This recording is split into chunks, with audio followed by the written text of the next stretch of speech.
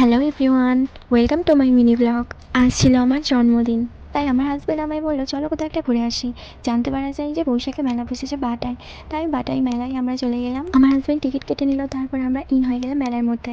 মেলাটিকে বৈশাখী মেলার সাথে সাথে ঈদের মেলাও বলতে পারো, আর মেলাটি ঈদের সময় বসেছিল, তাই জন্য অনেকটা বেশি নাকি ভিড় হচ্ছিল।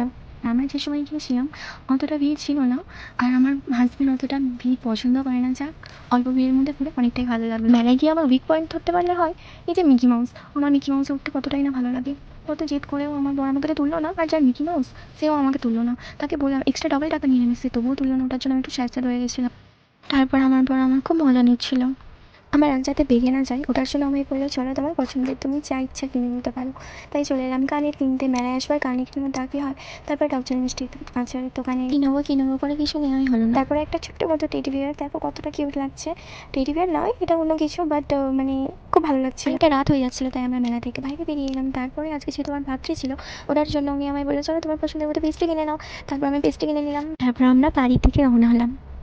বাড়ি এসে যা দেখলাম, ব্ল্যাক ফরেস্ট, জেব্রা তো ঠিক আছে, বাট এখানে চকো চিপস কেকটার অবস্থা অনেকটাই খারাপ হয়ে গিয়েছিলো।